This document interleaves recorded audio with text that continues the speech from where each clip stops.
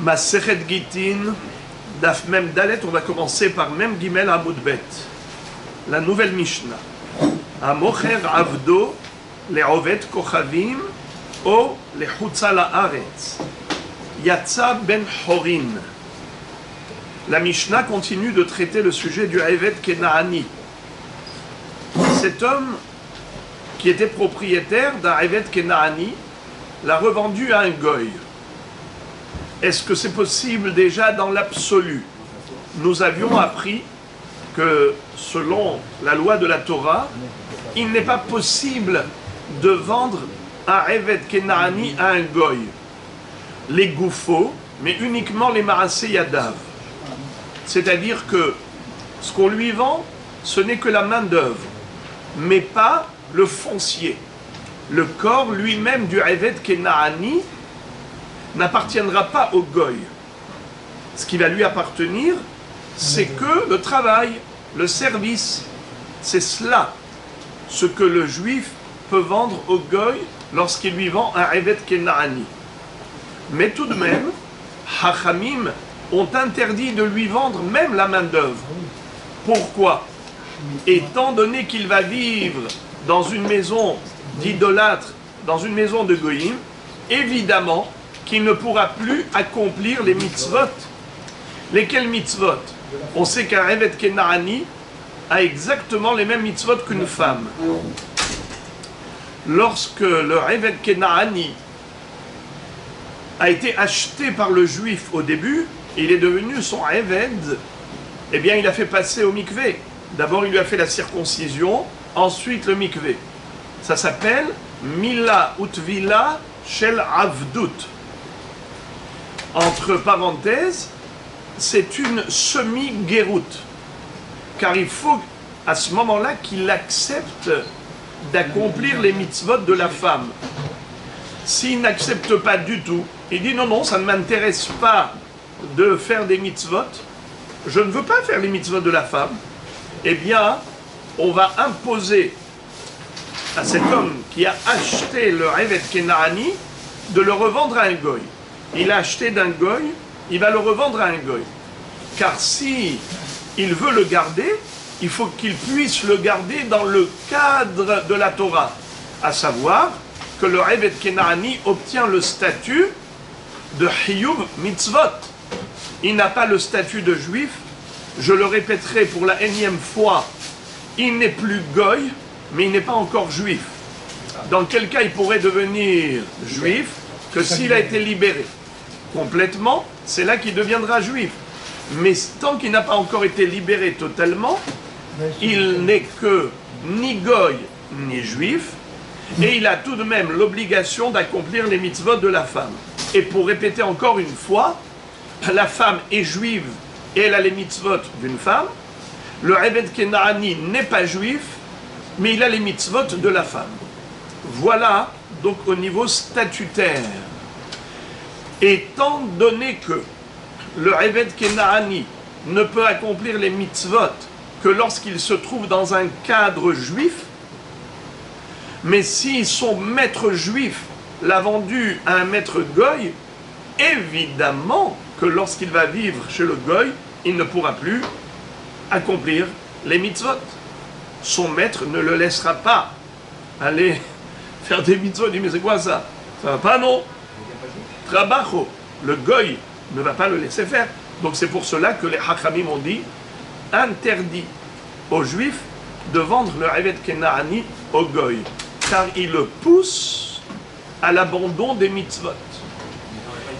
Comment? Attendez.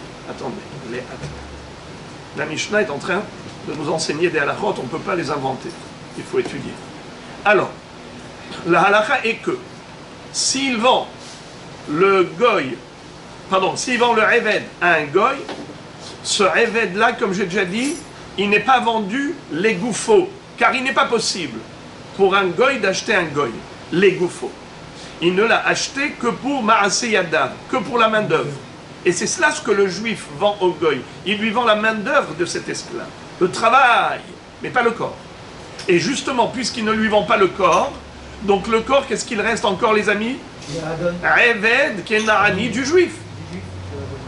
Et puisqu'il reste encore Eved Kenaani du juif, donc il a toutes les mitzvot de la femme. Mais il ne peut pas les accomplir parce qu'il vit dans un monde goy. À cause de qui? À cause de son maître juif qu'il a vendu à un goy.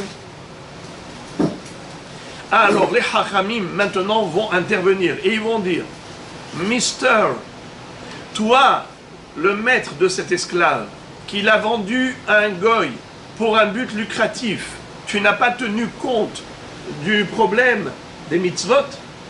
C'est là où interviennent les hachamim. Et ils disent: étant donné que le maître juif a transgressé cette volonté des hachamim de ne pas vendre le Eved Kenaani à un goy, car on le pousse à abandonner la pratique des mitzvot, eh bien, la sanction va tomber. Quelle est la sanction? C'est que premièrement, il a l'obligation d'aller le racheter et de le libérer. Il va faire deux choses. Premièrement, il va aller payer pour le racheter, et on verra même à quel prix. Si jamais l'autre ne veut pas le revendre au prix d'achat, il va devoir le racheter à un prix fort. Ça, c'est uno. Secondo, c'est que, en plus, il va devoir le libérer. Il va lui écrire un get shehrou pour le libérer totalement. Donc, c'est une sanction très grave. C'est qu'il aura tout perdu. Donc, il n'a pas intérêt à vendre le Eved Kenaani à un goy. Deuxièmement, dans quel cas Hachamim ont sanctionné le maître et ils lui ont dit: tu ne pourras pas gagner dans cette affaire, tu vas tout perdre.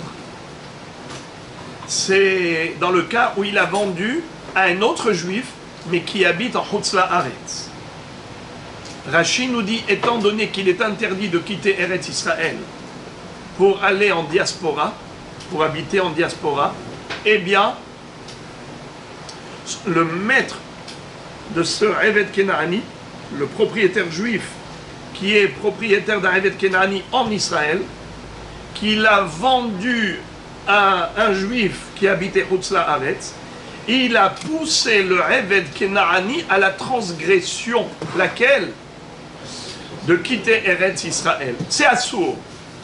Regardez la Gemara dans Masechet Baba Batra, page 91, ce qu'elle nous dit là-bas à propos de Elimelech, Mahlon et Kilion, qui ont quitté Israël pour habiter le pays de Moab. Ça a coûté très cher. Ça leur a coûté la vie. C'était terrible. Même si c'était dans des conditions qui n'étaient pas faciles, mais malgré tout, ils n'avaient pas quitté Eretz Israël. C'est ce que dit Rashi. Tosfot Rid dit que la raison pour laquelle on sanctionne le maître qu'il a revendu à un juif en Chutz La'aretz, c'est parce qu'il fait perdre à son Eved Kenaani les mitzvot de Trumot ou Maasrot. Il y a des mitzvot qui sont relatives à la terre d'Israël, et maintenant, cet esclave-là qui mangeait kasher comme une femme qui doit manger kasher, c'est-à-dire que les fruits qui sont tevel en Israël, il y a une interdiction de les manger tevel, il y a une obligation donc de prélever, parce que sinon c'est du tevel. Même la femme, elle a exactement comme l'homme l'obligation de prélever la terouma al maaser, sinon elle n'a pas le droit de manger ses fruits. C'est ces mitzvot-là de Trumot ou Maasrot que le maître est en train de faire perdre à son esclave.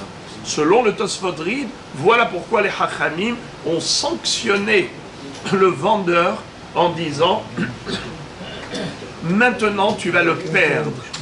Premièrement, tu vas devoir le racheter. Deuxièmement, tu vas devoir le libérer. Ça, c'est, Rabotai, la première éventualité. Deuxième éventualité, c'est que il est possible que le Eved Kenaani fuit son maître.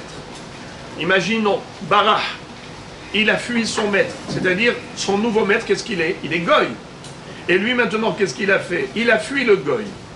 Et il est revenu chez son premier maître. Juif. Normalement, le maître juif aurait pu le garder. Selon la Torah, On a déjà dit tout à l'heure que ce qu'il a vendu au goy, ce n'est pas le foncier, ce n'est pas le corps lui-même du Eved Kenani, ce n'est que la main-d'œuvre. Maintenant, il a fui son maître et il retourne chez son premier maître. Dans l'absolu, il reste le propriétaire d'origine, car il n'a jamais vendu le corps du Eved Kenani. Ce n'était que la main-d'œuvre. Le Eved Kenani a fui son maître, lui il n'en est pour rien. Lui, le juif, il n'en est pour rien. Voilà qu'il revient chez lui, son corps lui est soumis. Eh bien, normalement, selon la Torah, il aurait pu la servir encore. Mais Hachamim disent non, monsieur, tu vas lui écrire un get shihrur et tu vas le libérer. Pourquoi?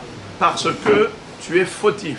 Tu l'as vendu à un goy, tu n'as pas tenu compte de la pratique des mitzvot que tu lui as fait perdre à ce Eved Kenani. Comment tu t'es permis de le vendre à un idolâtre, sachant pertinemment que celui-ci ne pourra plus accomplir les mitzvot d'une femme? Eh bien maintenant, tu seras perdant. Vous entendez? Donc, premièrement, s'il a fui son maître goy, il ne pourra plus revenir chez son maître juif. Au contraire, il doit le libérer. Ou non. Deuxième formule, c'est que si jamais il n'a pas quitté le goy, il est très bien chez le goy, le juif a l'obligation d'aller le racheter, de payer pour faire un pidyon, et une fois qu'il va le racheter, il ne pourra pas le garder pour la servir, et il va devoir lui écrire un get shihrur pour le libérer. Toutes ces sanctions, Hachamim ont mis cette épée Damoclès sur le maître juif afin qu'il soit dissuadé de vendre son Eved Kenani à un maître goy. Voilà la Mishnah. Lisons. Je relis. Hamocher avdo, celui qui vend son esclave, cananéen évidemment, les ovde kochavim à des goïm, ou les chutza la haaretz, ou à un maître juif qui habite la diaspora, yatsa ben chorin. Yatsa ben chorin, c'est-à-dire que ce Eved Kenani va devoir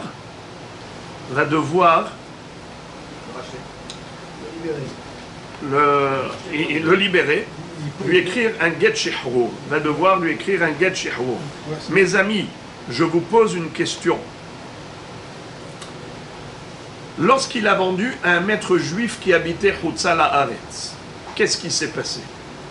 Le maître juif de Hutzala Haaretz a donné de l'argent au maître juif qui est en Israël pour acheter ce Eved Kenani qui a voyagé de là à là, n'est-ce pas?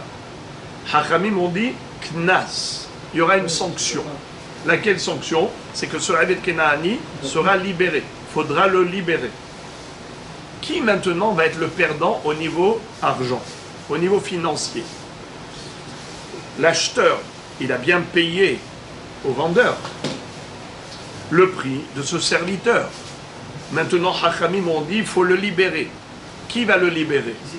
Évidemment, son nouveau maître. Mais maintenant, qui va perdre cet argent? Est-ce que c'est l'acheteur ou le vendeur? Non, il va rembourser. Automatiquement, Vous dites que, automatiquement, le vendeur doit rembourser à l'acheteur. Pourquoi? C'est lui qui lui a vendu. Eh bien, étonnez-vous, la Gemara, après avoir posé la question, elle va répondre et elle va dire que c'est l'acheteur qui va perdre l'argent. Oui. Ça veut dire que l'acheteur, on lui dit, monsieur, vous avez acheté un cadeau empoisonné. Vous achetez un Eved Kenani alors que vous habitez en Hutzla Haaretz, sachant pertinemment que vous le faites sortir d'Israël. À cause de vous, il est sorti d'Israël. Car si vous n'étiez pas là pour l'acheter, il n'y aurait personne pour le vendre. On dit comme ça dans la Gemara, Lo achbara ganav, hura ganav. Ce n'est pas la souris qui vole, c'est la tanière qui vole. Car si la souris n'avait pas où entreposer tout ce qu'elle vole, eh bien, elle n'aurait pas volé. Ça veut dire que si le vendeur n'avait pas trouvé d'acheteur, il n'aurait pas vendu. Gemara. Tanu Rabanan. Hamocher Avdo. Le'ovde Kochavim. Yatsa Lahirut. La Gemara nous cite une braïta qui dit exactement comme la Mishnah qu'un maître juif qui a vendu un Eved Kenaani à un Goy, ce Eved Kenaani sortira en liberté, et la Braïta conclut ce qu'on n'a pas vu dans la Mishnah, Vetzarich Get Shehrur, Merabo Rishon. Je vous l'ai dit oralement, mais voilà, on le trouve écrit dans la Braïta, que le premier maître juif devra lui écrire un Get Shehrur, un acte d'affranchissement dans tous les cas de figure. Soit dans le cas où il s'est enfui et qu'il est revenu chez son propriétaire juif, il ne peut plus le garder, il doit lui écrire un Get Shehrur, soit qu'il ne s'est pas enfui, alors dans ce cas-là on lui dit, monsieur, allez-y chez l'acheteur et rachetez ce Eved Kenaani à tout prix. Et une fois qu'il a racheté, il ne peut même plus le garder. Pour le faire travailler, il devra lui écrire un Get Shehrur. Ça va lui coûter cher. Amar Rashbag, Bamedvarim Amurim, Shelo Katav Alav Ono. Aval Katav Alav Ono, Zeu Shehruro. Quand est-ce que l'on considère qu'il a besoin de lui écrire un Get Shehrur si le Eved Kenaani est revenu chez lui en fuyant son deuxième maître, ou bien si il a racheté, il a payé pour le pidion, pour le rachat, quand est-ce que nous considérons qu'en effet, il doit lui écrire un Get Shehrur, un acte de libération? Ce n'est que s'il ne lui avait pas écrit un Ono. Mais s'il lui a écrit un Ono, alors inutile d'écrire un Get Shehrur, il est déjà libre de facto. La Gemara demande, Maï Ono, quelle est la traduction de ce mot? Amar Rav Sheshet, de Katav le Hachi, le Kshetivra Mimenu, en li Esek Becha. Le mot Ono, ça veut dire un shtar, un acte, un shtar quelconque. Alors, un shtar, ça s'appelle Ono. La Gemara dit, qu'est-ce qui est écrit dans ce shtar? Il lui écrit une condition. Au moment où il a vendu au Goy, il lui a dit, écoute-moi bien, je te vends et maintenant je t'écris un shtar en te disant, si un jour tu vas prendre la fuite du deuxième maître, tu ne reviendras plus chez moi, tu seras Ben Horin, je ne veux plus aucun rapport avec toi. Il a donc coupé le cordon ombilical. Ça s'appelle un Get Shehrur al Tanai, un acte d'affranchissement à condition. Il a posé une condition, il a émis une condition dans le Get Shehrur.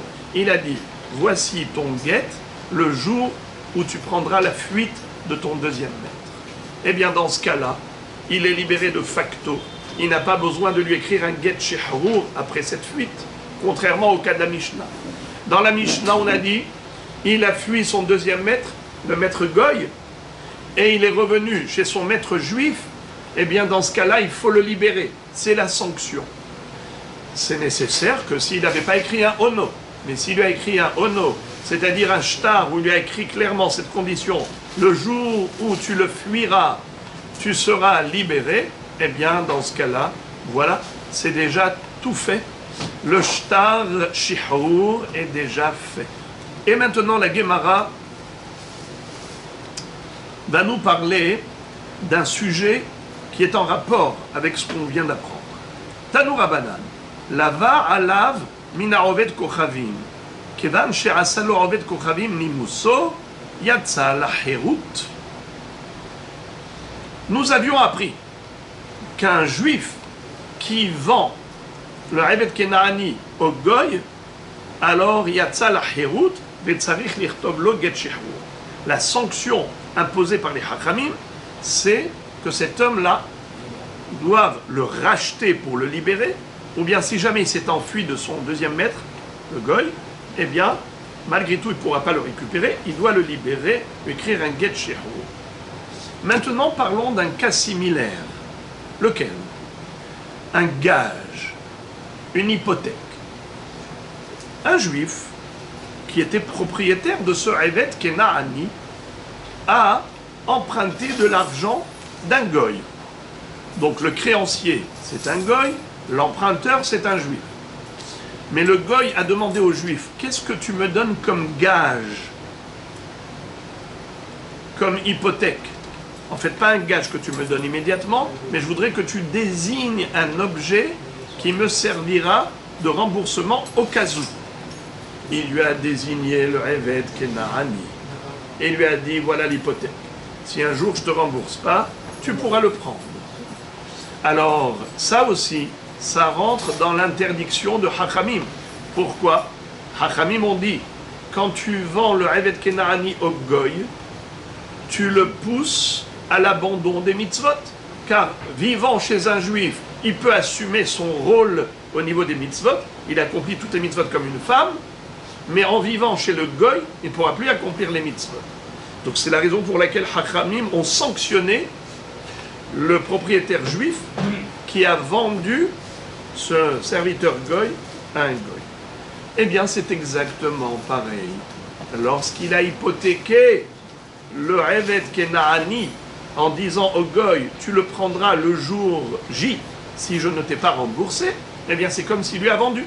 Car le Goy a donné de l'argent au Juif, et le Juif lui a donné un Eved Kena'ani, ça ressemble à une vente. Eh bien ce sera la même chose. Le Eved Kena'ani sortira en liberté au détriment du Juif. Lisons. Tanu Rabbanan, la Braïta nous enseigne. Lava alav minaroved kochavim.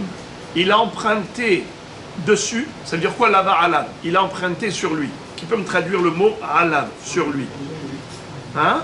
Ça veut dire quoi emprunter sur lui? En échange, par rapport à lui. En hypothèque. Contre l'hypothèque. Laquelle hypothèque? C'est le fait d'avoir désigné le Eved Kena'ani comme hypothèque. C'est ce qui a convaincu le Goy à bien vouloir lui prêter de l'argent. Mina Oved Kochavim. Kevan she'asalo Oved Kochavim nimuso. À partir du moment où le Oved Kochavim a fait le nimus, il lui a fait le nimus, la Gemara va expliquer qu'est-ce que c'est que cette histoire de nimus. Qu'est-ce qu'il lui a fait le Goy à ce Eved Kena'ani pour dire qu'il lui a fait son nimus? C'est quoi nimus? Eh bien moi aussi je ne sais pas. On va voir, la Gemara va nous expliquer. La Gemara ne nous laisse jamais dans le flou. Quoi? Non, on ne sait pas encore. La Gemara va poser la question tout de suite. En tout cas, dès que le Goy lui a mis son nimus, à partir du moment où il y a eu le nimus, le Eved Kena'ani sort en liberté. Donc je répète, le Eved Kena'ani ne va pas sortir en liberté dès qu'il a désigné comme hypothèque. Le Eved Kena'ani ne sortira en liberté qu'à partir du moment où le Goy aura fait son nimus. Et la question est de savoir, c'est quoi cette histoire de nimus? Il a récupéré. Alors, pourquoi vous essayez de deviner? C'est dommage, vous perdez votre temps. Je vous dis que la Gemara va poser la question. Mai nimuso. C'est quoi le nimus? Ça veut dire que la Gemara, elle sait que nous, on ne peut pas savoir ça veut dire quoi si elle ne nous révèle pas. Amar Rav Huna bar Yehuda Nashke. Eh bien, c'est qu'il lui a mis le Nashke. Vous savez c'est quoi Nashke? Moi non plus, je ne sais pas. Alors, on va voir Rashi. Regardez l'avant-dernière petite ligne de Rashi. Nashke, Rashi dit Hotam. C'est un seau. Un seau, le tampon, le seau. Vesiman avdut shetolim la avadim betsavarehem. C'est un pendentif qu'on avait l'habitude d'accrocher au avadim pour montrer à qui il appartient. Alors, qu'est-ce qui s'est passé? Le juif a emprunté de l'argent d'un goy. Le goy lui a dit, qu'est-ce que tu me donnes comme hypothèque? Il lui a dit, voilà, sur Eved Kena'ani, tu le prendras si jamais je ne t'ai pas remboursé. Le jour est arrivé, il n'a pas remboursé. Le goy vient et il lui met autour du cou le nashke. À partir de ce moment-là, ça y est, il appartient au goy. Mahon, les gouffos, les maaseyadad. La sanction des chachamim, elle tombe, elle arrive. Ce monsieur doit libérer ce Eved Kenaani. Comme on a dit, soit s'il s'est enfui, il ne pourra pas le récupérer, soit s'il ne s'est pas enfui, à lui d'aller le racheter et payer pour le racheter. Et après l'avoir racheté, il doit le libérer. Comme pour une vente, c'est clair, net et précis, il n'y a rien de chidushik là-dedans. Mativ Rav Sheshet. Rav Sheshet s'étonne par rapport à cette halakha et il va poser une question. Il va dire, il y a une braïta qui contredit cela. Voici la braïta. Ha'arisin ve'hachirot ve'arise bate avot ve'ovet kochavim shemishken sadeu leIsraël afalpi she'asalo nimuso petura min ha'maaser. Il est impossible, nous dit Rav Sheshet, de traduire le mot nimus par nashke, qui veut dire un pendentif pour être le symbole emblématique de sa servitude. Non. Car si c'était cela, comment tu peux comprendre la braïta suivante qui parle également de nimus? On parle d'un terrain, et au niveau du terrain, il n'y a pas de pendentif. Et on parle de nimus pourtant, donc forcément nimus, ça a une autre traduction que nashke. Ce n'est pas un sceau, c'est autre chose. Mais voici la braïta déjà pour comprendre comment Rav Sheshet déduit de cette braïta que ça ne peut pas être nashke. Qu'est-ce qui est écrit dans cette braïta? Ha'arisin. Vous savez qu'est-ce que c'est qu'un haris? Un métayer. Un métayer, c'est quelqu'un, un agriculteur, qui travaille pour le propriétaire et il lui dit, toi tu es l'investisseur, moi je suis le travailleur. Et on se partage les bénéfices, c'est-à-dire, tu me donnes le terrain, moi je vais travailler, je vais cultiver, je vais récolter. Moi je prendrai un pourcentage, shalish, rabia, hetzi, soit la moitié, soit un tiers, soit un quart. En tout cas, c'est un accord en commun, un arrangement. Haris va recevoir ses fruits, comme on a dit, la moitié ou un tiers ou un quart des fruits, étant donné que c'est en Eretz Israël, on doit normalement prélever la terouma et le maaser, n'est-ce pas? Mais cette braïta, elle pense, comme le man de Amar qui dit, Yesh kinyan le goy leafkia mikdushat haaretz. C'est-à-dire, le terrain qui appartient à un goy en Israël, ça lui retire toute la sainteté de ce champ. Il n'y aura pas le digne de terouma et de maaser. Les fruits ne seront pas tevel, c'est comme des fruits qui poussent en diaspora. Pourquoi? La propriété du goy fait sauter la sainteté de la terre d'Israël de ce champ. Je répète en hébreu, Yesh kinyan le goy leafkia mikdushat haaretz. Alors maintenant les amis, quel est le digne de ce haris? Le haris, il a des fruits ici, n'est-ce pas? Alors, est-ce que le haris, étant propriétaire de ses fruits, est-ce qu'il doit prélever la terouma et le maaser de ses fruits? Répondez par oui ou par non. Non. Pourquoi? Car la terre appartient au goy, même si les fruits appartiennent aux juifs, mais ce n'est pas la terre qui lui appartient, c'est les fruits. Donc il n'y a pas de prélèvement à effectuer. Et ça, c'est pas seulement lorsqu'il n'est que métayer, mais même hachirot. Qu'est-ce que c'est qu'un hocher? Hocher, c'est comme socher. Socher, c'est un locataire. Hocher, c'est quelqu'un qui loue un champ agricole. Pour l'immobilier agricole, on appelle ça hachirut. Lorsqu'il s'agit d'un terrain ou par exemple un bet hamerhatz. Quelqu'un, un juif, qui loue un bain public et il en fait du business. Comment il s'appelle le loueur? Hocher. Il s'appelle Hocher, bravo.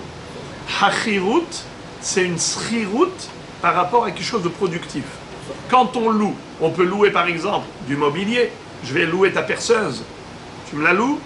Tu me loues ta voiture? Oui, c'est du mobilier. Tu peux me louer ta maison? Oui, ça s'appelle socher. Qu'est-ce que c'est que hocher?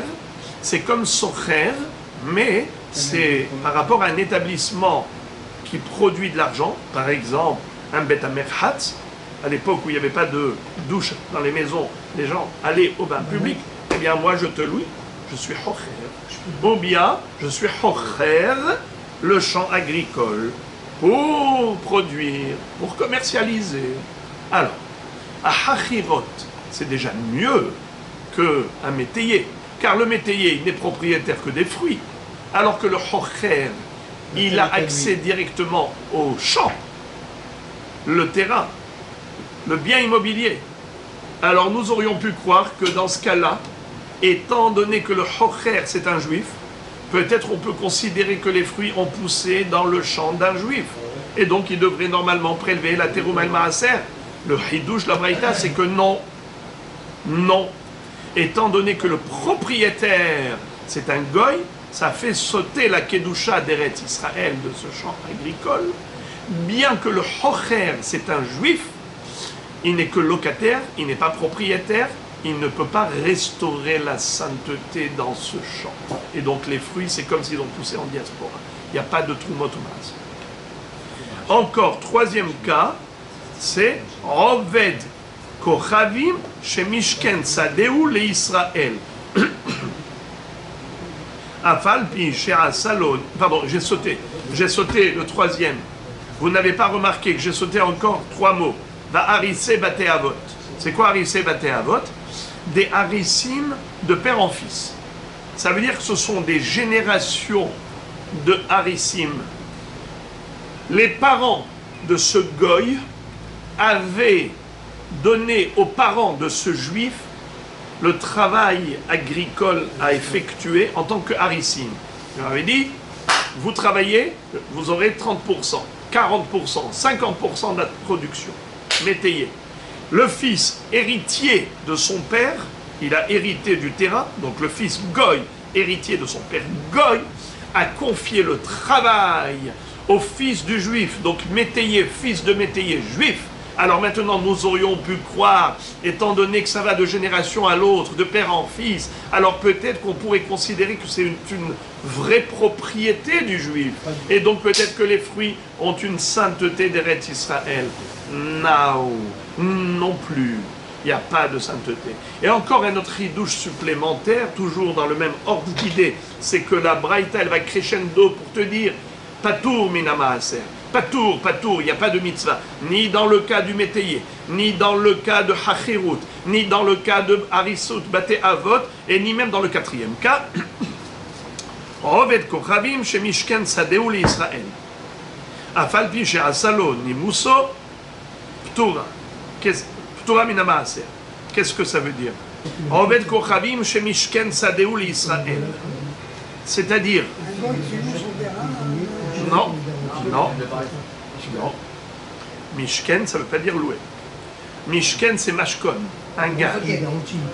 Le goy a emprunté de l'argent aux juifs et il lui a désigné son terrain comme mashkon, comme gage. Donc maintenant, le juif a un droit de prélèvement de ce champ-là qui est gagé au profit du juif, car le juif avait prêté de l'argent au goy. Eh bien, là, on aurait pu croire que dans ce cas-là, le juif est considéré comme propriétaire du champ, donc il y a la kedusha des fruits d'Eretz Israël, la kedusha d'Eretz Israël qui est revenue. Réponse non. Et ça, c'est Afalpi chez Asalon Nimuso. Et bien qu'il lui a fait le nimous, qu'est-ce que ça veut dire? Ptura minamaaser. La kavana, elle est la suivante. Bien qu'il lui a fait le nimous.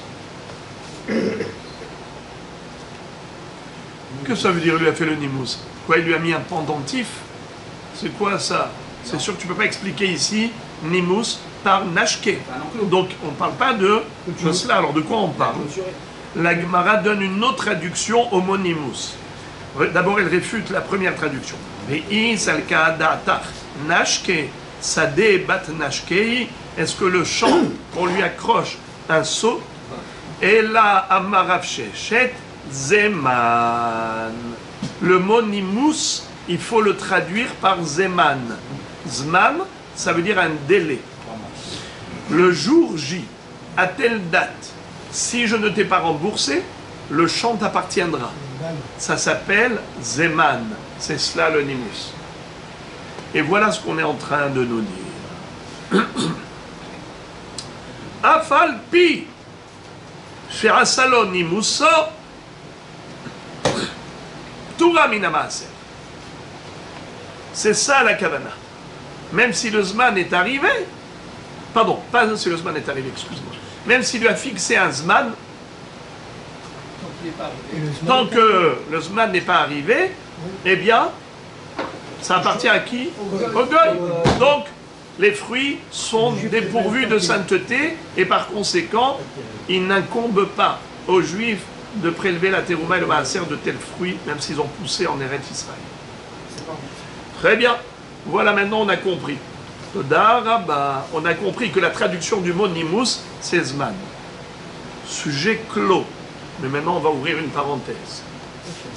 Au passage, puisque tu m'as cité une si belle référence pour comprendre quelle est la traduction du mot Nimus, maintenant, il y a une question qui jaillit, qui saute à l'esprit.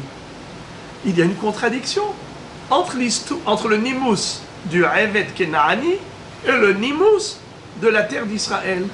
Car dans les deux, on a employé le même terme, Nimus, mais le résultat n'est pas le même. Bizarre. Regardez. Reprenons quelle était la première braïta. Tanura Banan. Lava alav mina oved kochavim kevan she'asalo oved kochavim nimuso yatsa laherut. On a dit que lorsque le Goy a prêté de l'argent aux Juifs en contrepartie d'une hypothèque, c'est le Evet Kenaani qui appartenait aux Juifs, étant donné qu'il a fixé un Zman en lui disant si le jour J, je ne t'ai pas remboursé, tu pourras t'emparer de ce Evet Kenaani, eh bien figurez-vous que ce Evet Kenaani est libéré de facto. C'est une sanction que Hachamim ont infligée au maître juif qui a osé donner le Evet Kenaani comme hypothèque à un Goy en prenant le risque qu'un jour, si jamais il n'a pas remboursé, s'il ne va pas rembourser, eh bien voilà, le Evet Kenaani appartiendra au Goy. Le simple fait d'avoir pris un tel risque, ça lui fait perdre son Evet Kenaani. N'est-ce pas? Ça veut dire quoi? Que déjà, il appartient au Goy. C'est comme si, dès à présent, il appartient au Goy. Puisque... S'il a remboursé avant. C'est vrai. Mais en attendant, il est gagé. Il est gagé en attendant. Eh bien, c'est considéré comme s'il appartient au Goy. La preuve, c'est qu'on lui donne la même sanction que pour quelqu'un qui a vendu au Goy. Pareil. Et pourtant, au niveau des fruits d'Eretz Israël, tu n'as pas appliqué la même règle.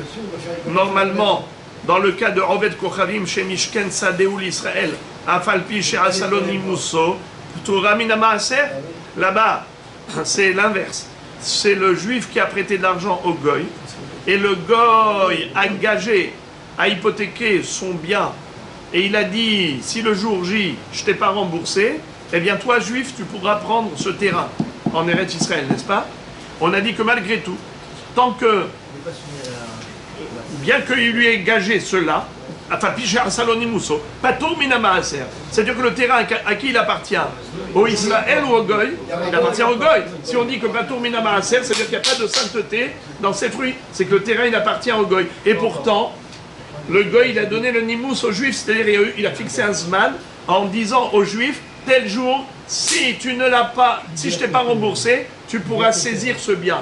Du fait qu'il est gagé, normalement, on devrait dire que le terrain, c'est comme s'il appartient déjà aux Juifs, puisqu'il est hypothéqué par rapport à ce prêt. Le Juif a donné de l'argent au Goy.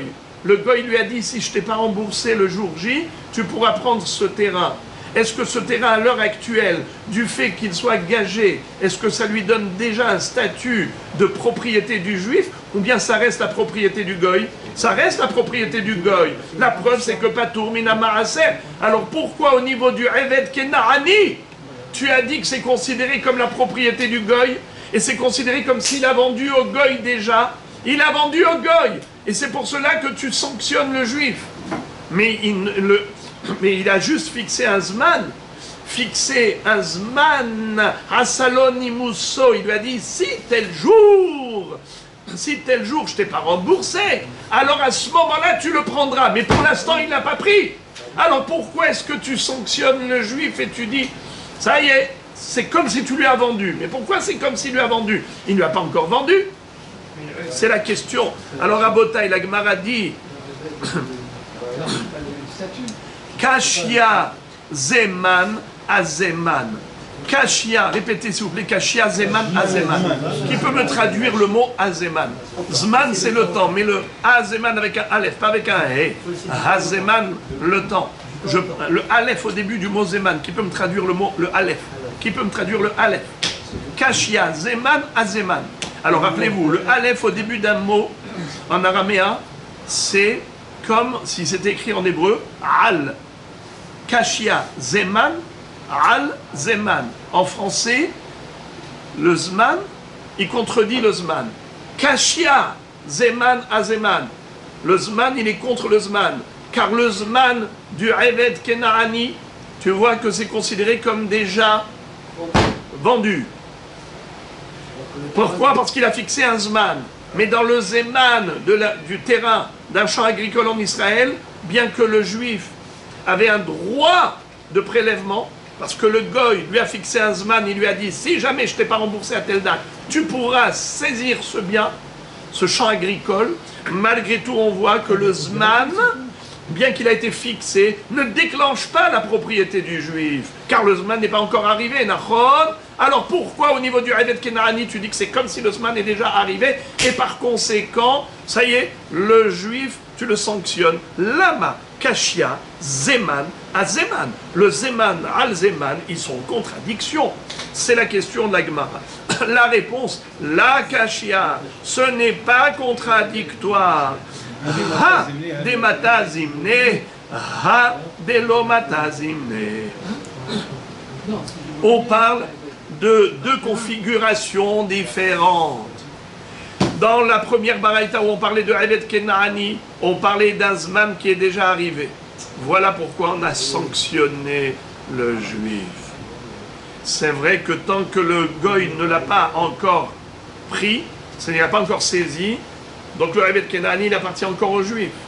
Il ne l'a pas vendu, il a juste hypothéqué. Mais le jour J n'est pas encore arrivé, le Zman n'est pas arrivé. Alors pourquoi tu vas le sanctionner? Pas question de sanctionner, non.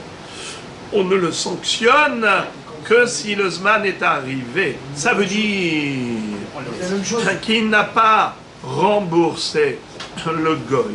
Au lieu de rembourser le goy pour délivrer entre guillemets son Eved Kenaani de cette hypothèque, ou bien quand il l'avait, il lui a demandé, il lui a dit, dis-moi, qu'est-ce que tu me donnes comme hypothèque? Il lui a désigné le Eved Kenaani. Mister, tu ne pouvais pas trouver une autre hypothèque? Alors dans ce cas-là, on te dit, malgré tout, il n'est pas sanctionnable jusqu'au jour J. Des matazimné.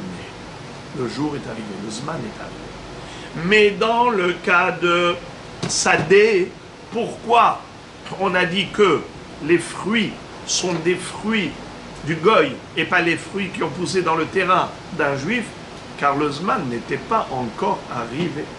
Mais Béhémet, si le Zman est déjà arrivé, qu'est-ce qu'on en déduit, les amis? Même pour le Sadé, étant donné que le juif désormais, il a un droit de saisie, c'est comme s'il est devenu propriétaire, donc la Kedusha d'Eretz Israël revient dans ce champ et les fruits seront soumis au prélèvement. Voici la réponse de la Gemara. Mais la Gemara va réfuter cette réponse parce qu'elle va dire c'est trop facile. Et la Gaber Evet des Matazimne Tzricha les Memar, franchement,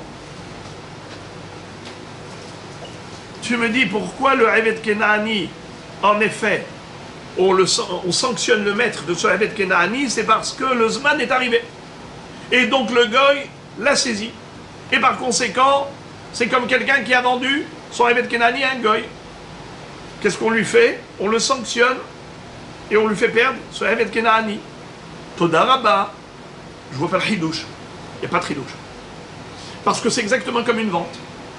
Le goy donne de l'argent au juif, le juif lui donne un Eved Kenaani, paf, on sanctionne le juif qui a vendu le Eved Kenaani au Goy. Eh bien, c'est comme une question de temps. Il lui a dit, le jour J, si je ne t'ai pas remboursé, eh bien, contre l'argent que tu m'as donné, tu prendras le Eved Kenaani. Et le jour J est arrivé, et le Goy a pris le Eved Kenaani. Eh bien, c'est comme une vente. Tzricha lememar, demata zimne tzricha lememar. Tu as besoin de me le dire, Boker Tov. Il va de soi.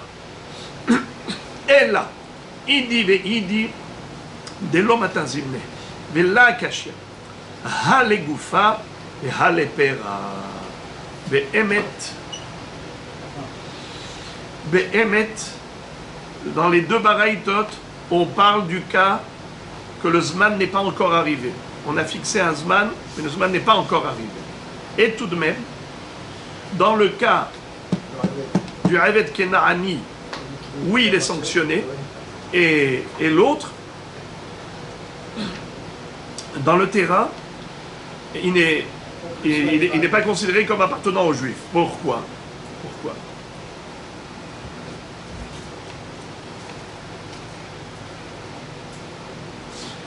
Halegoufa.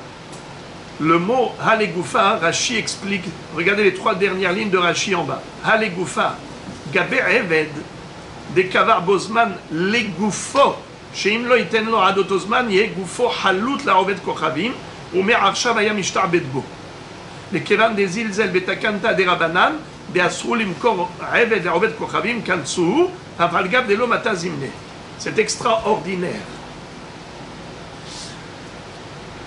Au niveau du Eved Kenaani, on parlait du cas suivant. C'est qu'il lui a dit, déjà, dès à présent, tu peux prendre le Eved Kenaani, commencer à travailler avec. Mais pour l'instant, c'est juste pour amorcer la dette. Je te dois de l'argent pour remboursement, tu vas commencer déjà à encaisser par la main-d'œuvre de mon Eved Kenaani qui va travailler pour toi. Prends-le déjà dès aujourd'hui. Et le jour J, si je ne t'ai pas remboursé la totalité de la somme, tu pourras t'emparer complètement de ce Eved Kenaani, tu deviendras son propriétaire. Cet homme a négligé l'institution rabbinique qui vise à interdire la vente d'un Eved Kenaani à un goy. Car quand tu vends un Eved Kenaani à un goy, tu l'empêches de faire les mitzvot. Il ne fera pas les mitzvot chez son nouveau maître. Eh bien, figurez-vous, Afalgab de l'homme atazimné, bien que le Zman, le jour J n'est pas arrivé pour qu'il le saisisse totalement, mais étant donné qu'il lui a donné cette possibilité de le saisir le jour J, et déjà, dès à présent, il lui a donné pour commencer à amorcer le remboursement, eh bien, Hachamim l'ont sanctionné. Et ils ont dit, tout de suite, Yatsa la Hérout. Ce Eved Kenaani, Yatsa la Hérout, tu l'as perdu. Tandis que dans le chant, pour le chant dont on parle, les Halepera, c'est-à-dire que le goy n'a pas dit aux Juifs, tel jour, eh bien, tu vas prendre le terrain lui-même. Non, il n'a pas hypothéqué le terrain. Il lui a dit, tu pourras tel jour avoir l'usufruit.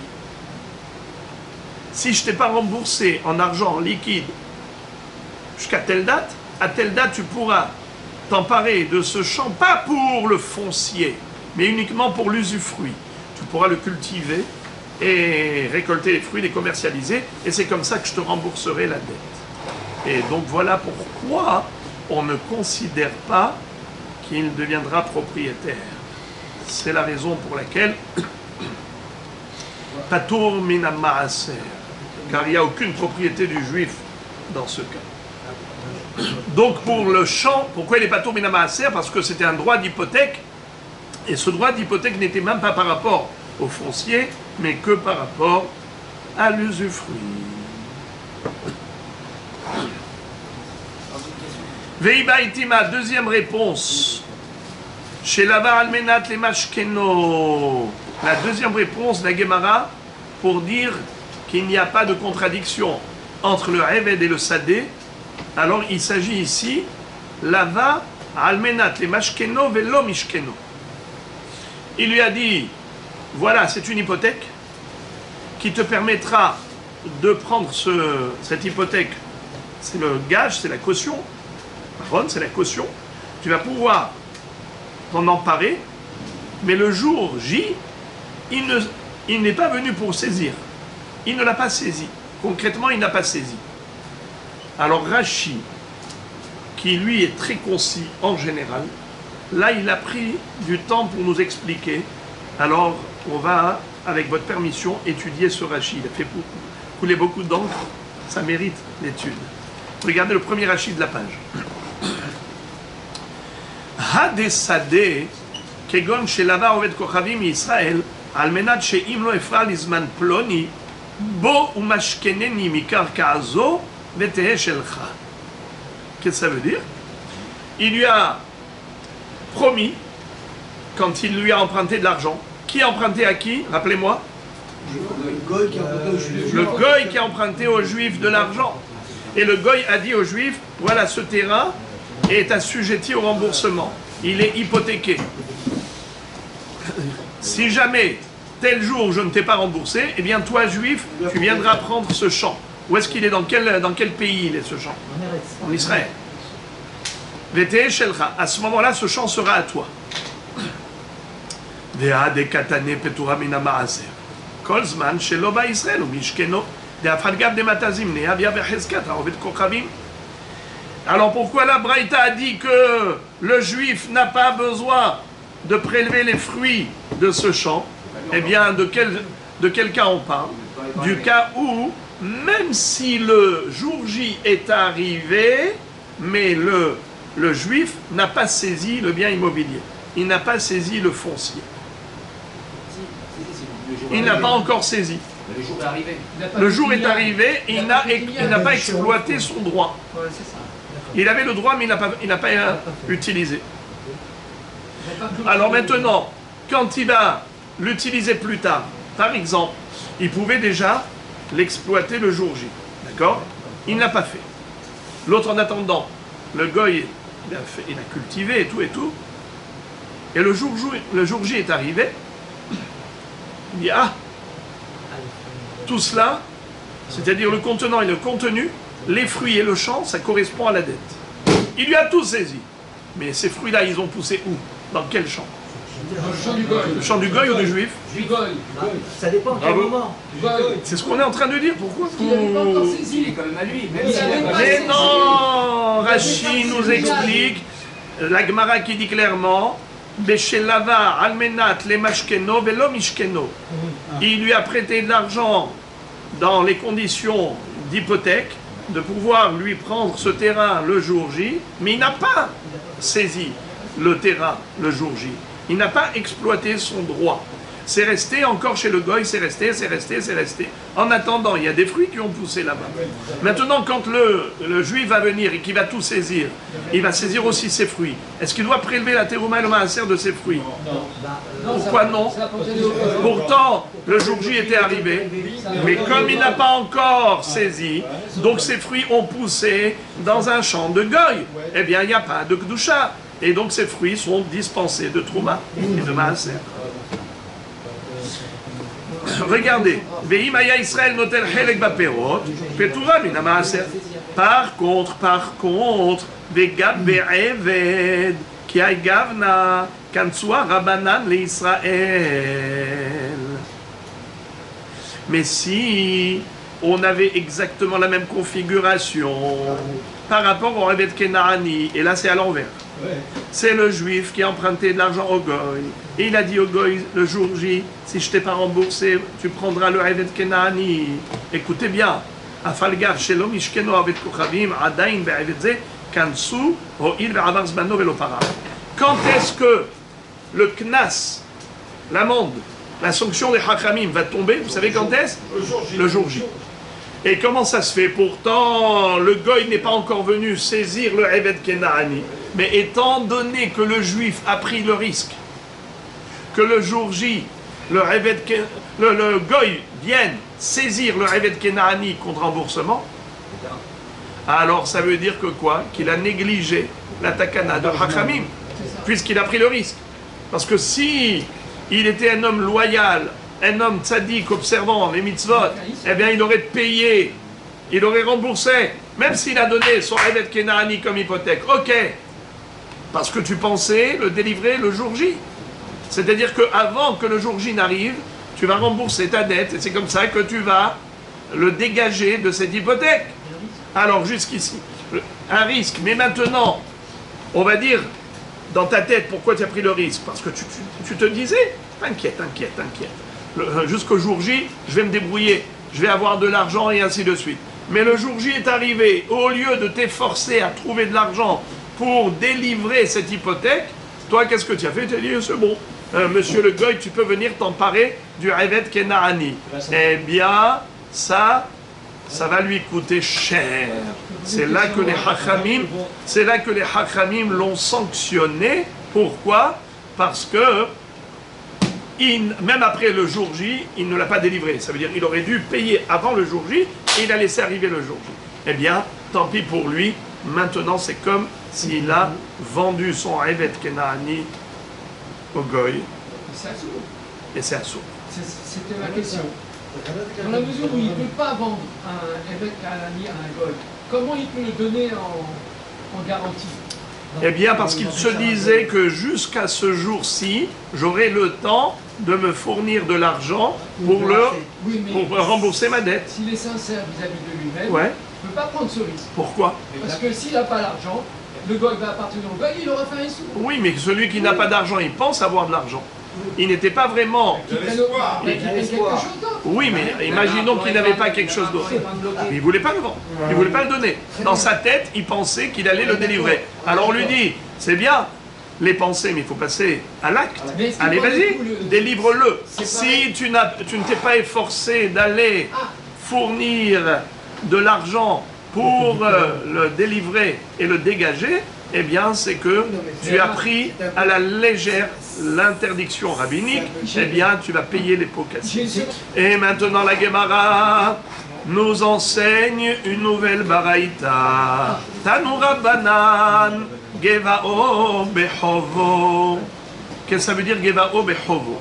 Si jamais le goy avait prêté de l'argent aux juifs, d'accord? Il lui a prêté de l'argent. Mais il n'y avait pas d'hypothèque. D'accord? Le Evet Kenaani n'était pas hypothéqué. Mais le Goy est venu avec audace. Il a attrapé le Evet Kenaani du juif et lui dit, écoute monsieur Israël, toi tu me devais de l'argent. Tu ne m'as pas remboursé. Eh bien moi je te prends ton Evet Kenaani contre remboursement. Est-ce que c'est la faute du juif? Non. Dans ce cas-là, lo yatsa la cherut.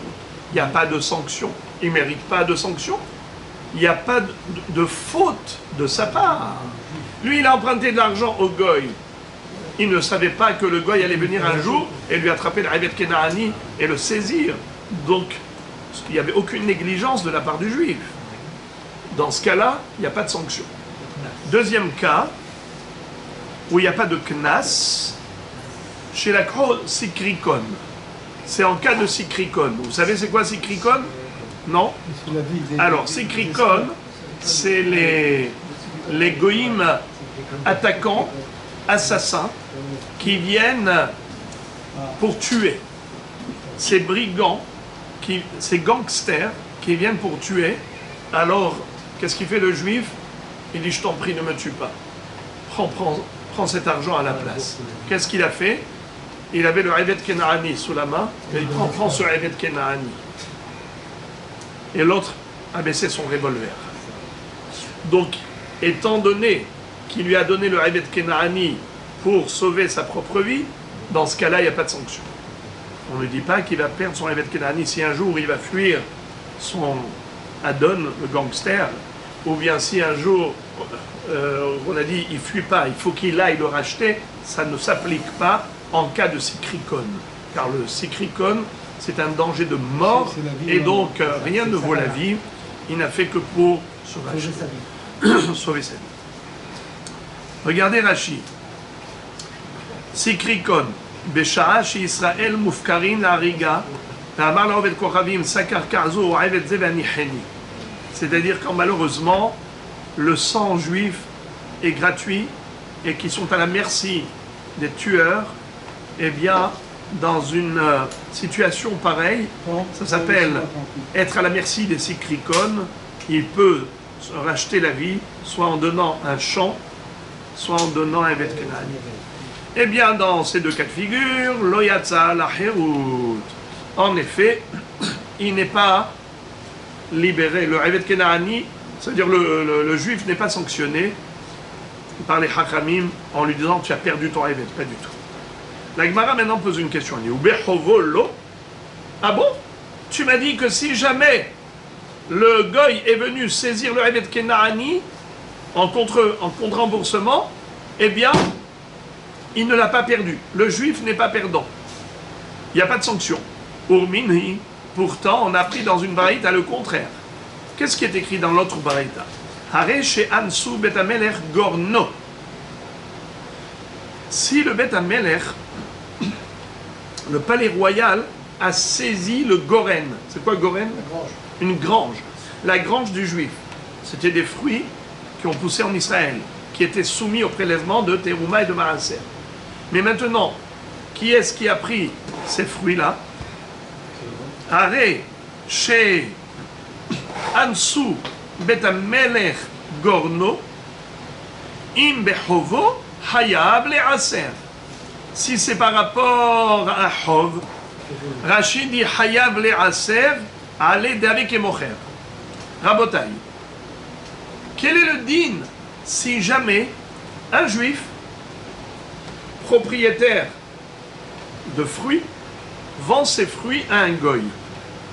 Je répète, moi juif, en Israël, j'ai des fruits qui sont tevel. Je n'ai pas encore prélevé la terouma et le maaser. Et je vends ces fruits qui sont tevel. Je n'ai pas prélevé la terouma pour donner au Kohen. Je n'ai pas prélevé le maaser pour donner au Lévi. J'ai directement vendu au goy. Rabotai, là je suis en train de faire du business avec l'argent du Kohen. En train de faire du business avec l'argent du Lévi. Alors qu'est-ce que je fais pour me rattraper? Eh bien, des autres fruits. Par exemple, combien j'ai vendu? Moi j'avais 100 kilos. J'ai vendu 50 kilos au goy. Je me suis réservé 50 kilos. Quand je vais prélever la terouma et le maaser de mes 50 kilos, je ne vais pas prélever que par rapport à cette quantité de 50 kilos. Je vais prélever par rapport à 100 kilos. Donc, je vais prélever pour acquitter même ce que j'ai vendu au goy, même ça je vais l'acquitter. Alors maintenant, on nous dit comme ça. Le bonhomme devait de l'argent au palais royal. Le palais royal lui a saisi des fruits. Maintenant, Gevao, Areshansu Bet Hamelech Gorno. Qu'est-ce qu'ils ont fait, le palais royal? Ils lui ont pris toute sa grange. On va dire qu'il lui restait encore des fruits à la maison. On nous dit comme ça, Imbehovo, si c'était parce qu'il devait de l'argent au roi, eh bien, il a l'obligation d'être me'aser. Imbehovo Hayab le'aser. De ce qui lui reste à la maison, il doit prélever. Imbe anparot, si par contre c'est pour une anparut, c'est quoi anparut? C'est du vol.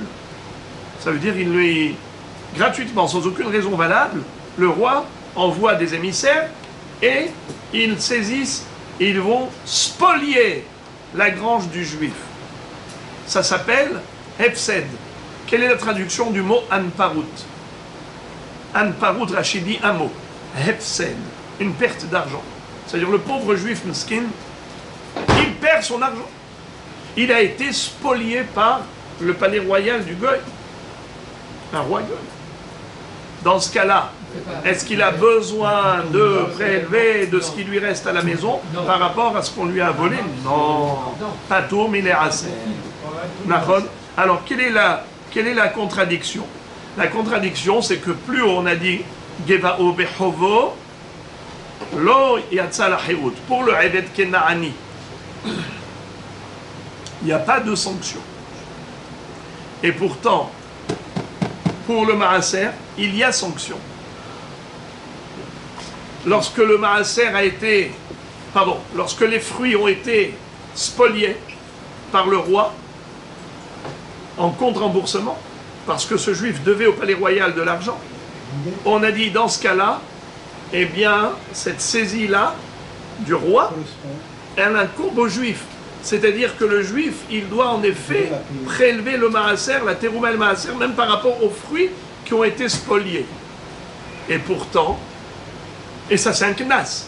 Vous comprenez, Rabotai, pourquoi c'est un knas? Pourquoi je n'appelle pas ça un devoir thoraïque?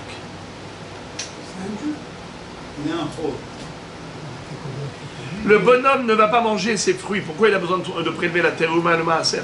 Parce qu'il est doigt au coin.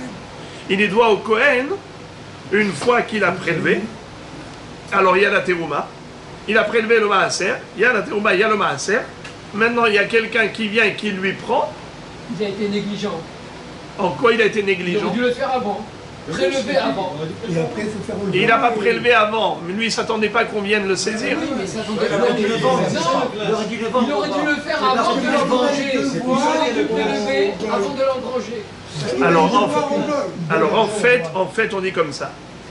La Gemara répond, elle dit la différence entre Evet Kenaani et les fruits. Dans les deux cas, on a dit que le goy est venu et l'a saisi. Premier cas, il a saisi le Evet Kenaani en contre-remboursement. Dans deuxième cas, le palais royal a saisi les fruits contre remboursement. Dans ce cas, tu ne fais pas de knas, tu dis lo yatsa la hirut, il n'y a pas de sanction de Chachamim. Et dans le cas des fruits, oui, il y a sanction des Chachamim. Quelle est la sanction? C'est qu'on l'oblige à prélever la terouma et le maaser des fruits restants chez lui à la maison. Mais lui, il ne va pas manger les autres fruits. Les fruits du roi, lui, il ne va pas les manger. Quand on prélève la terouma, c'est pour manger. On prélève le maaser, c'est pour manger le reste. Je prélève et je mange le reste. Mais pourquoi maintenant il a besoin de prélever ce qu'il ne va pas manger, ce qui va rester chez le goy? Ça, c'est un knas. Et pourquoi ce knas? Parce qu'il est fautif. En quoi il est fautif? Il n'est pas fautif. Il n'est pas fautif. Écoutez la réponse. La différence entre les deux, c'est des cas mishtar chez les. Il en profite. C'est-à-dire, dans l'histoire du maaser, il en profite.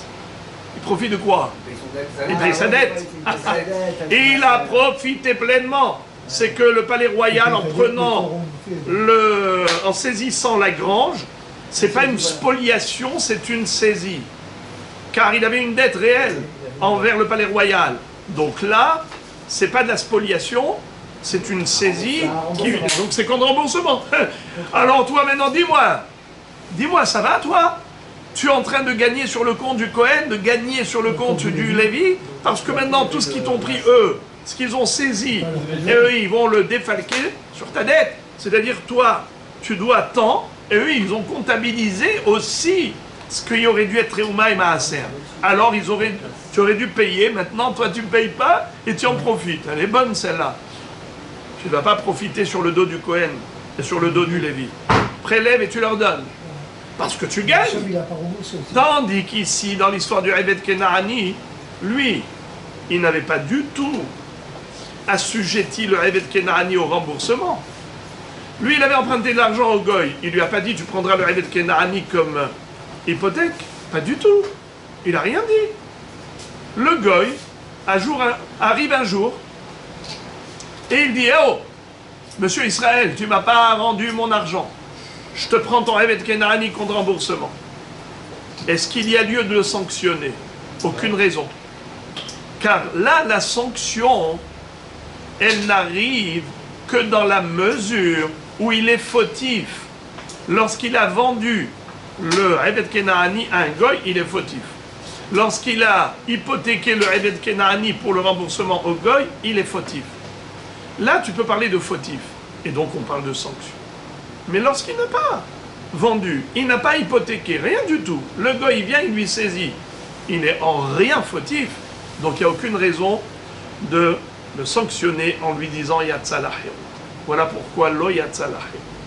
Tandis que dans l'histoire de la saisie du palais royal par rapport à sa grange, lorsqu'il était endetté envers le palais royal, eh bien, pourquoi est-ce qu'on le sanctionne en lui disant tu vas prélever la théouma et tu donnes au Kohen, le maaser tu donnes au Lévi? C'est pas pour une raison de faute, c'est pas pour une raison d'infraction qu'on le sanctionne. C'est parce que tout simplement, il n'a pas à gagner de l'argent sur le dos du Kohen, sur le dos du Lévi.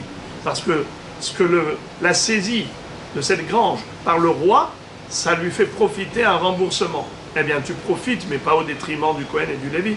Là, tu dois payer. Tu dois prélever.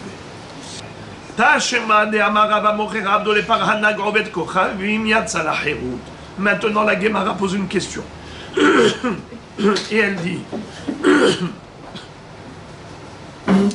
comment tu peux dire que lorsque le juif, même s'il profite, mais s'il n'est pas fautif, eh bien son Evet Kenaani n'est pas Yotze la Hérout?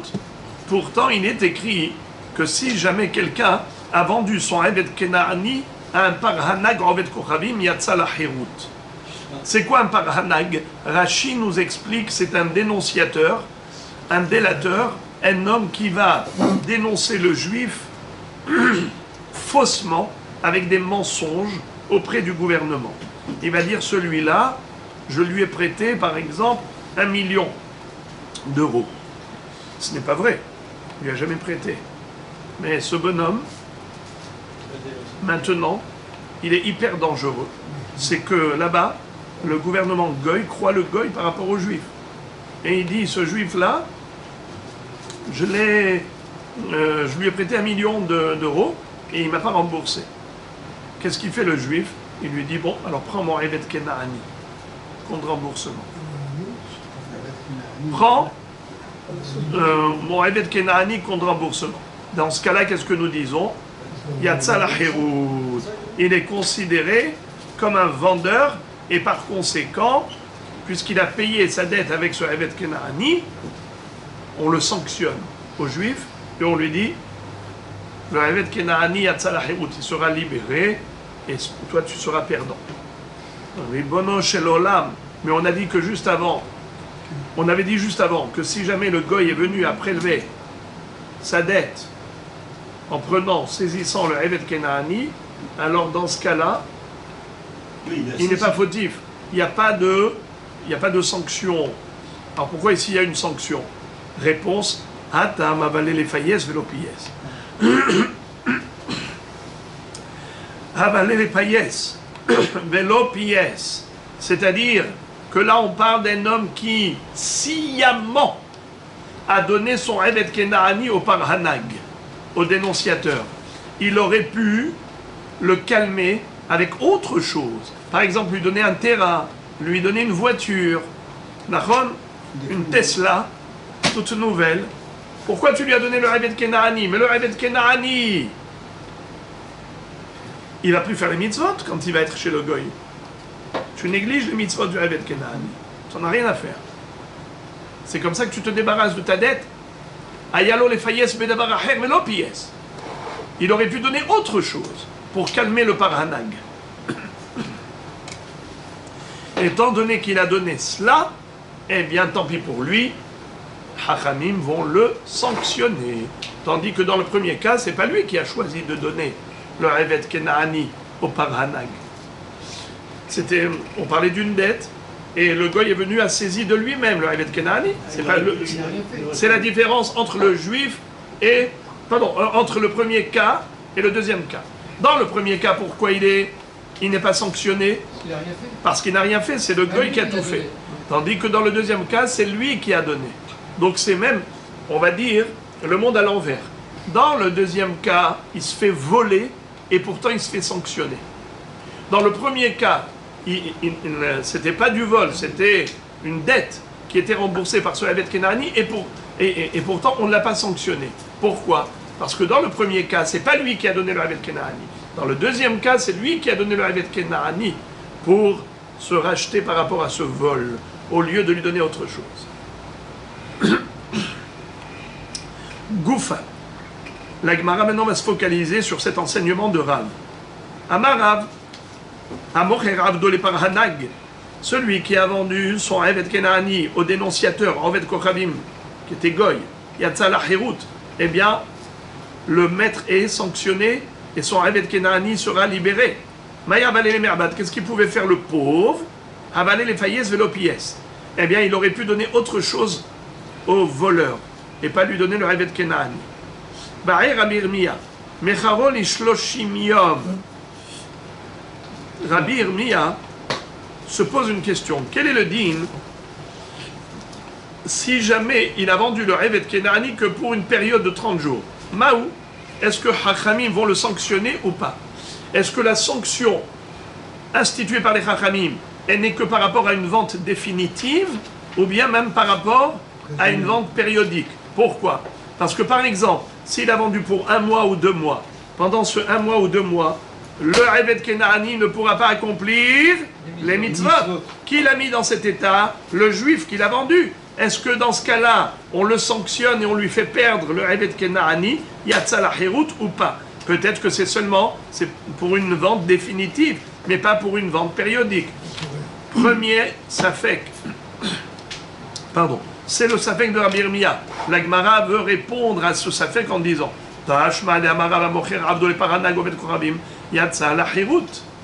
qu'est-ce que ça veut dire? On peut déduire de l'enseignement de Rav, de celui qui a vendu son Eved Kenaani au Oved Kochavim. Il a vendu son Eved Kenaani à un goy par Hanag. On l'a sanctionné, on a dit Yatsa la Hirut. Et pourtant, le par Hanag, a priori, c'est que pour une période. C'est-à-dire que le jour où il va venir avec de l'argent chez le par Hanag, il va lui dire écoute, rends-moi mon Eved Kenaani, prends l'argent. Et pourtant, on a dit Yatsa la Hirut, bien que ce soit que périodique. La Gemara dit ce n'est pas une preuve. Pourquoi? C'est-à-dire que, en fait, on parlait d'un parana qui a, quand le juif lui a donné le Eved Kenaani, c'était Ena Choseret. C'était avec un non-retour. Une fois qu'il lui a pris ça, il lui rendra jamais. Donc ce n'est pas une preuve. Peut-être qu'il y a Tzala Hirut parce qu'il ne reviendra jamais. Mais dans un cas de périodique, provisoire, une vente provisoire qui dit qu'il y a une sanction de Hachamim. Donc la Gemara est restée dans le Safek. Encore une question de Rabbi Irmia. Vous savez que Rabbi Irmia, c'était le poseur de questions. Celui qui, à chaque fois, trouvait des cas originaux et atypiques pour poser des questions. Hein? L'histoire du pigeon. S'il est dans les 50 coudées, eh bien, elle appartient au propriétaire du pigeonnier. À l'extérieur, il est FK. Alors maintenant, s'il a... Alors Rabbi Irmia dit, s'il a un pied ici, une patte ici, marron, alors Rabbi Irmia, ils l'ont fait sortir du Beth Midrash. Il a dit, avec des questions, tu nous rends fous. Alors, qu'est-ce que... Là aussi, il pose une question. Il dit, Mecharo, chutz mimelachto. Quel est le dit Maou? Imaginons que le juif est vendu au goy, le Eved Kenaani, mais pas pour travailler chez lui, juste pour fabriquer des vladot. C'est-à-dire, il dit écoute, le Eved Kenaani, je te le vends pour que tu puisses lui donner ta servante, et ensemble ils auront des enfants esclaves, mais sinon pour travailler, il travaille chez moi, il ne travaillera pas chez toi. Donc dans ce cas-là, il pourra faire les mitzvot. La propriété, le foncier à qui il appartient au goy, parce qu'il a acheté pour la reproduction d'esclaves, mais au niveau du travail, c'est-à-dire la présence dans une maison, il est présent dans la maison juive, il n'est pas présent dans la maison du goy. C'est que le soir qu'il va aller dormir chez lui ou inverse. En tout cas, c'est que pour une fonction bien précise. Est-ce que dans ce cas-là aussi, Hachamim le sanctionne? Les enfants, ils appartiendront à qui? D'après vous? Non, d'après vous. Au goy. Bien sûr, il lui a vendu pour ça. Il lui a vendu pour ça. Alors, donc maintenant, ici, puisque il est présent dans la maison juive, donc il peut faire les mitzvot, il n'y a pas de problème. Alors, est-ce que malgré tout, comme il a vendu à un goy, Hachamim ne font pas de distinction? Il n'y a pas de distinction entre ce cas et ce cas. Il a vendu, Hachamim ont généralisé la sanction. Dans tous les cas de figure où tu vends, eh bien, sanction. Ou bien on va dire non, il faut établir un distinguo entre ce cas et ce cas. Chutz minan mitzvot. Maou, Ou bien si par exemple, il lui dit, je te le vends, mais attention, tu sais que mon Evet Kenaani, il faisait les mitzvot comme une femme.